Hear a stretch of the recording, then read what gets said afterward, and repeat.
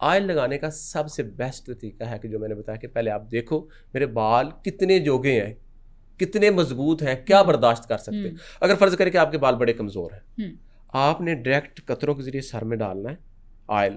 ये नहीं कि आप हाथ में मलाते रगड़ने लगाने शुरू कर दिए, नो नथिंग। आपने डायरेक्ट कतरों के जरिए सर में डाला और हल्के हाथों से खलाल करें, नरम हाथों से। अच्छा, इम्पोर्टेंट क्या है, जड़ों में लगा के ऑयल की मसाज या एंड्स के ऊपर लगा के? मैं बता रहा हूँ कि जड़ों में कतरे डालने, हाथ पे भी नहीं लगा के लगाना कि आया कि ऊपर ऊपर ही ना रहे, जड़ में लगे। कतरे डालने का मकसद ये है कि हमारी जड़ के अंदर बाल लगे और हल्के हाथों से खलाल करें। ठीक है। खलाल करने से बाल टूट रहा है, ना करें खलाल, दफा करें।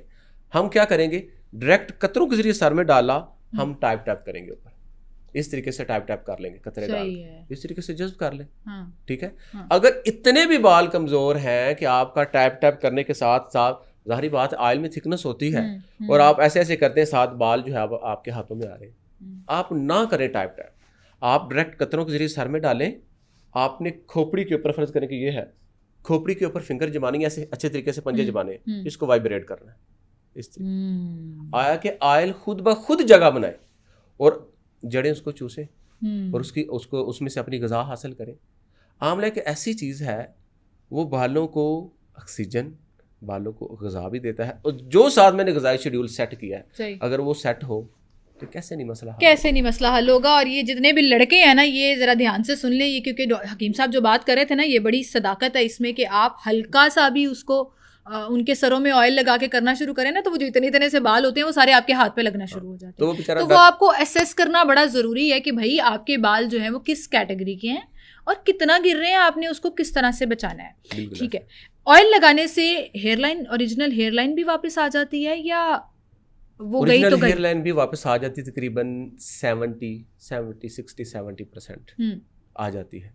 अगर उसके साथ हेयरलाइन को सेट करने का भी एक तरीका होता है ना, अक्सर औकात लोग जो है डर्मा रूलर का इस्तेमाल करते हैं। ठीक है, किया जा सकता है, लेकिन डर्मा रूलर बाल उगाता नहीं है। लोग ना ये भी बड़ी खुश फहमी में होते हैं, गलत फहमी में होते हैं कि लो जी डर्मा रूलर से हमारे बाल आ जाए। सारी बात है, उसके आगे निडल्स लगी होती हैं, वो पोर्स को ओपन करता है, थोड़ा इरिटेट भी करता है। सही। तो हमेशा जो डर्मा रूलर है वो बालों को, स्किन को नरम करता है। जो ऊपर हमारी स्किन के ऊपर प्रोडक्ट लगेगी ना, उसमें कितनी जान है, काम उसने करना है, बाल उसने उगाने हैं, हेयर लाइन उसने सेट करनी है, ना कि डर्मा रूलर ने। अक्सर लोग इस गलती में भी बेचारे साल डर्मा रूलर लगा लगा के जो है वो अपनी स्किन को डैमेज कर देते हैं और हेयर लाइन सेट हो जाती है। कोई 30-40% ऐसे लोग हैं जिनकी नहीं भी होती, कुछ जेनेटिक भी प्रॉब्लम्स होती है, जेनेटिक की भी हो जाती है, लेकिन ज्यादातर अक्सर औकात नहीं भी होती। ठीक है। जो हेयर लाइन है ये तंग करती है, जैसे कि ज्यादातर जो साइडें हैं, अगर तशखीस के इलाज किया जाए, बंदों का तो ये है ना, ये चीज जो है वो गायब होना शुरू हो जाती है। अगर तशखीस के साथ इलाज किया जाए ना, थोड़ी मेहनत करके, थोड़ा टाइम दे के, तो 110% अल्लाह ने शिफा देनी, उसका भी इलाज अल्लाह शिफा दे देता है। अच्छा, आपने एक शुरू में जिक्र किया था कि जिनके बाल ख़राब होते हैं ना, कमज़ोर होते हैं, या गंजपन जो है वो बेसिकली आपको एहसास कमतरी का शिकार कर देता है, और उससे बचने के लिए आपको अपनी बालों की फ़िक्र तो रहती है। अब अक्सर लोग ये सवाल करते हैं कि 2-4 छोटे छोटे सवाल हैं जो मैं आपसे पूछना चाहूँगी बालों की हेल्थ से रिलेटेड। बहुत ज़्यादा बालों का डाई कर लेना, ख़वातीन भी और मर्द भी, ख़वातीन ज़्यादा करती हैं, वो भी बालों की हेल्थ को मुतासर करती हैं, या वो बाहरी तरफ लग रहा है तो खैर है? 110% करती हैं। मेरे पास ऐसी बेशुमार ख़वातीन, सिर्फ इधर से नहीं, पूरी दुनिया से रब्ता करती हैं कि हमने बालों को डाई किया। इसमें बेशुमार ऐसे मुज़र असरात होते हैं जो कि कैंसर का सबब भी बनते हैं। और बेशुमार मेरे पास ऐसे पेशेंट आए हैं जो कि ये सुन रहे होंगे, तो इससे एलर्जी हो जाती है। सर में कलर लगाने से ना, तरह तरह के, या बार बार डाई करने से एलर्जी हो जाती है, और वो जाती नहीं है, वो तिगनी का नाच नहीं चाहती है। सर में डैंड्रफ हर वक्त खारिश कर, और वहाँ से फैली हुई एलर्जी पूरे जिस्म पे फैलती है। सही बात है। फिर आप इसका इलाज कराते रहे, 20-20 साल से लोगों को है, और इससे हमें बचना चाहिए। ठीक है। देसी कलर बेशुमार है, देसी कलर यूज कर लें। देसी कलर मैं बता सकता हूँ, बताएं जरूर। इसमें देसी कलर क्या हो सकता है हमारे लिए? देसी कलर, मेहंदी के पत्ते, ताजा आंवला की पल्प। अच्छा। मेहंदी के पत्ते, ताजा आंवला की पल्प, और हमने मेहंदी के पत्तों को ड्राई कर लेना। ठीक है। या अगर मिल जाते हैं ड्राईपन सारे से आसानी से मिल जाते हैं, आप उसको 1 प्याली मेहंदी के पत्ते और 1 प्याली आपने ताज़ा आंवला की पल्प लेनी है, ठीक है, और 1 से 2 चम्मच आपने पत्ती का कावा बना के 2-3 कप पानी में डाल के पत्ती का कावा बना लें, आके वो फुल कलर छोड़े। उसके बाद आपने उसको हल्का ठंडा होने देना।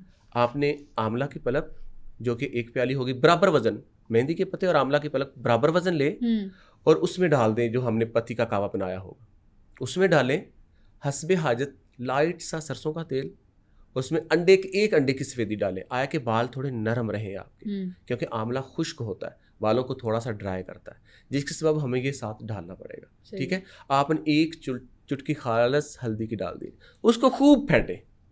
फेंटने की सूरत में उसको आपको 20 मिनट के लिए पड़ा रहने दें, आया कि वो अपना कलर छोड़े। उसके बाद आप इसको लगाना शुरू करें, बालों में लगाना शुरू करें। आपके वाइट बाल भी कवर हो जाएंगे उसमें। अल्हम्दुलिल्लाह शिफा होती है इससे। लेकिन अगर आप लंबे अरसे तक करेंगे ना, लंबे अरसे तक, मुझे लगता है कि आपकी एलर्जी ये सारे मसले हल करेंगे। बाल गिरने के मसले भी। ज़ाहिर है इतना कुछ डाल दिया आपने, इतनी न्यूट्रिशनल वाली चीज बताई है, इतनी जबरदस्त स्टेप बताई है, और इसका कोई साइड इफेक्ट भी नहीं, साइड इफेक्ट नहीं है। मेरे खुद के इस्तेमाल में है, मैं हर महीने के बाद करता हूँ, तो डाई जो है वो आपके बालों को डैमेज कर रहा होता है। बिल्कुल 100% वो तो मैं 100% ये बताती हूँ ना कि आपके कलर उड़ा देता है बालों का। जो आपका प्योर ब्लैक कलर होता है वो वाइट होना शुरू हो जाता है। 2 मुंह वाले बाल कैसे होते हैं? ऐसे ही होते हैं, टूटना शुरू, जैसे अक्सर खवातीन सुबह उठती हैं तो बाल ऐसे जैसे बम फटा होता है, बिखरे होते हैं, तो फिर ढूंढ रहे होते हैं कि हमने कहाँ से जाके सवार ले। फिर वहां पर तरह तरह की फिर प्रोडक्ट शुरू हो जाती है, ये लगाओ ये लगाओ ये लगाओ। वो देसी टोटके तो गए हकीम साहब, अब जो हम दही के अंदर चीज़ें डाल के बालों में लगा लिया करते थे हफ्ते के एक मुझे याद है मेरे बचपन में मेरी खालाएं किया करती थी। अब हमारे पास टाइम ही नहीं है ये सब कुछ करने का। ऐसी जड़ी बूटियां हैं जो कि मैं ऐसे नुस्खाजात बता सकता हूँ जो कि किचन में आपके इर्द गिर्द आप बाहर निकलते हैं खेतों खलियानों में, इतनी खूबसूरत इस अल्लाह के बागात में इतनी प्यारी जड़ी बूटियां हैं जो कि हम चंद दिन करके मसले को हल कर सकते हैं, कौड़ियों से कम कीमत। उसकी मुझे कोई अच्छे हेयर मास्क, देसी हेयर मास्क का तरीका बताएं कि आपने बाल शाइनी भी बनाने हैं, और ये जो बम फटा वाला मसला है ना, ये हम सबके साथ बहुत ज़्यादा है कि नहाने के बाद जब बाल ड्राई होते हैं, क्योंकि अभी तो स्ट्रेट करके कर्ल करके सारा कुछ वो हमने ठीक कर लिए, नहाने के बाद असल में टेक्सचर नज़र आता है ना बालों का, ड्राई, फटे हुए, कर्ली, अजीब से, कोई सिमेट्री नहीं है उनके अंदर। कोई अच्छा सा हेयर मास्क बताएं जो आप शैम्पू के बाद इस्तेमाल कर सकते हैं। इसमें बेस्ट से भी बेस्ट जो है वो आपको बताऊं तो अलसी के बीज होते हैं। देसी क्लीनर अगर हम बनाते हैं तो किस तरीके से देसी क्लीनर को बना सकते हैं जो कि जड़ के अंदर जाके बैक्टीरिया को ख़त्म करे, उसका दुश्मन साबित हो। वो क्या है? जो कि आपके बालों को नरम मुलायम और बालों को स्ट्रेट भी करे, और बाल ऐसे हों कि महल्लेदार पूछने पर मजबूर हो जाए कि आप क्या कर रहे हैं, क्या कौन सा ऑयल इस्तेमाल कर रहे हैं, जरा हमें कौन सी जादू की छड़ी है आपके पास, हम आपके साथ और आपकी मुखबिरी में हो हर वक्त, ये करती क्या है, ये करता क्या है। फिर हम उन्हें कहे हकीम मूसा का नुस्खा इस्तेमाल करते हैं और देखें बाल ठीक हो गए। हमने भिंडी तोरी लेनी है, ठीक है, 1 मुट्ठ, आधा पाव ले ले, 1 पाव ले ले, हमने उसको काट लेना है और उसको हमने हस्बे हाजत पानी में, जिससे वो 1 फिंगर डूब जाए, हस्बे हाजत पानी में डाल के हमने उसको उबालना है, इतना कि वो गाढ़ा कवाम तैयार हो जाए, ठीक है। 2-3 मिनट लगते हैं, वो हो जाता है।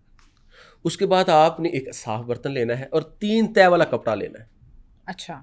और उसमें उसको बर्तन में रखें कपड़े को, और जो हमारा लेसदार भिंडी तोरी का जो है वो मवाद तैयार होगा, मादा तैयार होगा, हमने उस 3 तय वाले कपड़े में डालना है और उस कपड़े को हमने निचोड़ लेना, ठीक है। वो सारा मास्क निकलेगा। आप इसको बालों पे, लेंथ पे और जड़ में हल्का खलाल करें, इसको आधा घंटा या घंटा लगा रहने। सही है। और ये हफ्ते में 1 या 2 मरतबा अमल करें। लोग आपसे पूछने पर मजबूर हो जाएंगे ये बालों को हुआ क्या है। आप पहले भी मैंने देखा है, अब भी देखा है, ये बालों को नरम, बालों को सिल्की, बालों की शाइन, बालों को मोटा करना, डैंड्रफ का खात्मा, एलर्जी का खात्मा, और बालों की अच्छी सेहत, लंबे बालों को रस्सी से मजबूत, बालों की चमक, फटे हुए बाल, 2 मुंह वाले बाल, 4 मुंह वाले बाल, और यहाँ तक के जुओं को, लीखों को जड़ से ख़त्म कर